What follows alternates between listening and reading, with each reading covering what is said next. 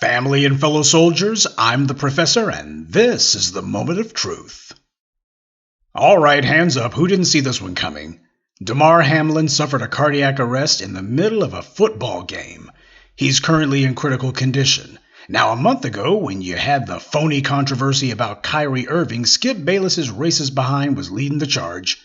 You'll recall that he infamously called the fascist-friendly Joseph Tsai, who is merely the owner of an NBA franchise license, he called him Kyrie Irving's owner. For Kyrie, once again, it's worst. It's not just wrong place, wrong time. It's worst place, worst time. And obviously, his owner condemned him. These sports team franchise owners are as racist as the day is long, and I'm not just talking about the white ones. Anti-black racism is literally the open policy of these so-called sports leagues. It was only 18 months ago that the NFL said that it would stop its cynically named race norming policy, which says that the league should assume black athletes have lower cognitive abilities. That way, whenever a black athlete makes a medical claim due to a head injury, the league can just say, well, he's automatically mentally deficient anyways, so you can't really prove that he's been hurt at all, not to our satisfaction you can't.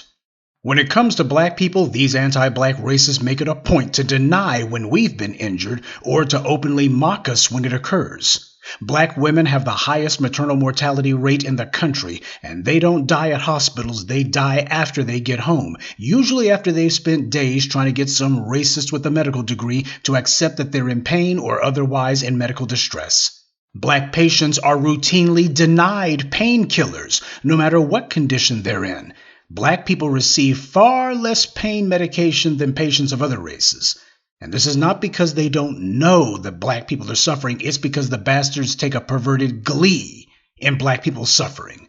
Keep in mind, this is the same NFL that the white right and even casual racists, so-called moderates, try to tell black people qualifies as reparations because they got a few black ball players. A league that black people own no teams in, and which until just 18 months ago had an open policy saying that black athletes are inherently inferior to white ones. This is the league that so many anti-black racists try to claim black men control or that black men run the NFL, etc. At last report, Damar Hamlin is still in critical condition. His family is obviously watching this all very closely. So into the middle of all this suffering waddles Skip Bayless, who decides now would be a great time to do a hot take on how the NFL ought to be more gladiatorial and the show must go on over the black players' dead bodies.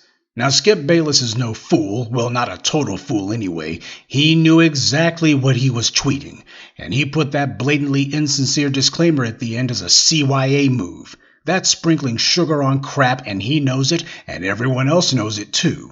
I haven't really spoke on this Skip Bayless situation because I wanted to see if he had any remorse after what he said Monday. So, when people say, read the whole tweet, he said the game was irrelevant. He knew he had to put that at the end of the bullshit he was saying, hoping that we didn't see through the bullshit. Because how he truly felt was his original first sentence, that how can they even cancel this? There's too much of them. That's how he really felt.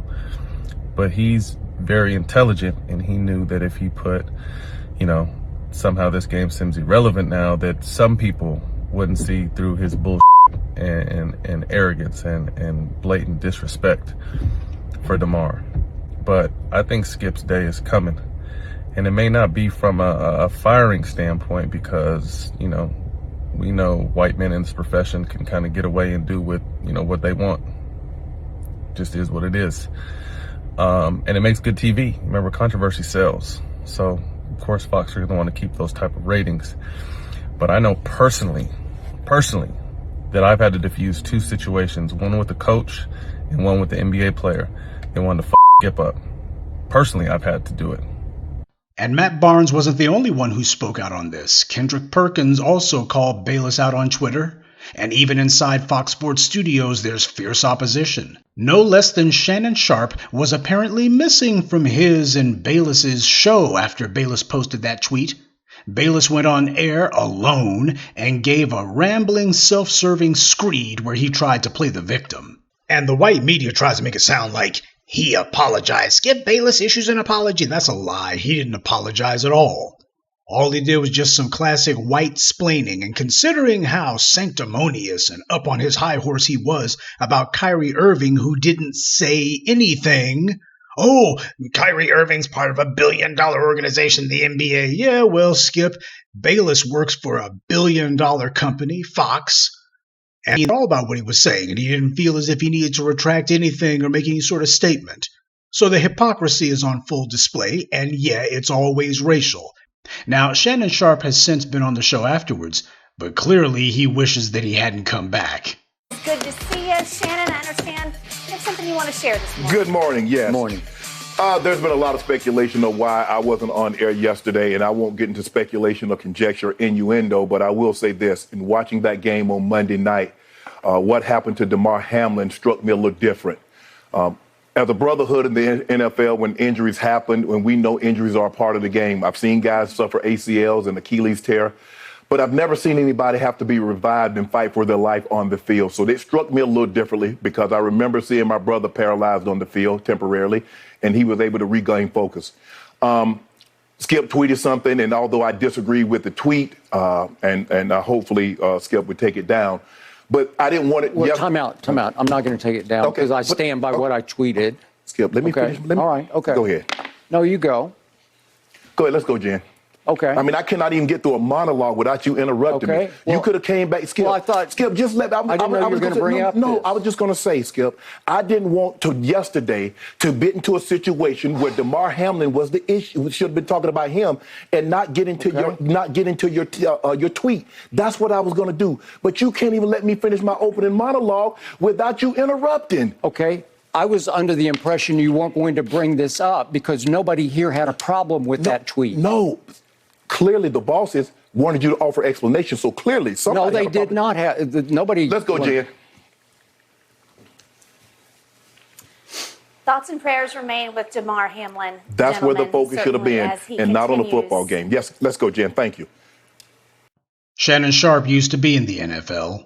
Shannon Sharpe is an actual pro athlete. Skip Bayless, all he does is just watch him on TV. Up until this point, Shannon Sharpe has played nice with Bayless. He towed all the lines that the white media wanted him to, especially in regards to Kyrie Irving. Sure, Shannon Sharpe began to walk it back when it became clear that Kyrie had public support, and it was safe to question the white media narrative. But Shannon Sharpe also did his part to help embolden the pile-on of Kyrie Irving in the first place.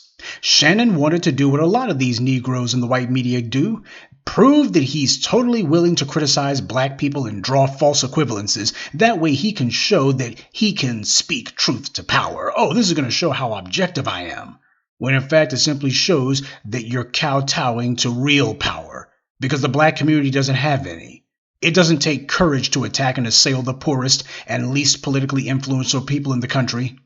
Black people don't have the ability to leverage any sort of consequences against anyone for coming at us or harming our interests, no matter how grave the offense. When Jerry Jones was caught out having taken part in protesting black students back in the 1950s, you didn't see the same energy at all, naturally. Nobody was trying to strip the Cowboys franchise of their corporate endorsements. Nobody was saying that they wouldn't do business with Jerry Jones or the Cowboys. Nobody was saying that he had to resign or be forced out of the league, make him sell the team. All Jerry Jones had to do was to say that he wasn't protesting the black students at that school. Why, this is just a young man who was curious, that's all I see. Now notice that he didn't say, I was just curious. He said, well, it looks to me like I just see a young man who was curious. Yeah, he was just curious about the new kids in school. Pull my other leg, why don't you? But the white media on cue said, okay, you were just curious, nothing to see here. Everyone knew exactly why Jerry Jones was getting a pass for having taken part in a historical disgrace. But white power sees him as a hero because of what he did then and what he continues to do all the way up to the present. Yes, the rules are completely different when it's not a black person we're talking about. But understand that Bayless isn't alone. A lot, in fact, most of the sports commentators that you see are just like him. These are the chumps who weren't tough enough to be in sports. These are the hacks who washed out early. They wind up going on TV running their mouths because they weren't strong enough to run with a ball. They didn't accomplish what their black counterparts did, so as they see it, they can excoriate and run them into the ground from behind a microphone. And then you have the punks like Skip Bayless and other weaklings who were never athletic to begin with. They weren't even athletic washouts. These clowns are only good at running their mouths, but they see it as their job to show how tough they are with their garbage takes. Hell, even Jim Rome, who nobody would call a class act, said that the game should have been canceled, and that the only problem he had was that it took the NFL so long to cancel the game. Skip Bayless knows that the scum at Fox Sports aren't going to do anything to punish him. That's why they hired him. A lot of other dweebs and anti-black racists, they'll be delighted by his blatant callousness. That's what they come for. When they complain about things like athletes getting paid big contracts, to them that's their pass to gripe about black prosperity by proxy. They think that they can do that going after black athletes, and it gives them ability to attack the black community by proxy without being called racist. But of course you never hear these people whining about Major League Baseball players, most of whom are either white or Hispanic, getting paid big dollars. And they would never make a peep against people like David Beckham when he got hundreds of millions of dollars playing soccer. This when the man was over the hill and way past his prime, but still getting hundreds of millions of dollars in contracts. It's only when black men are getting some money that suddenly we start hearing this rhetoric about overpaid athletes. These athletes are getting too much money. Did they really earn that? Are they really worth that much?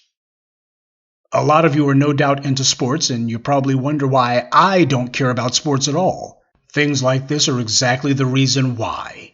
I have no respect for white supremacy or its institutions, and these sports leagues are part of those institutions.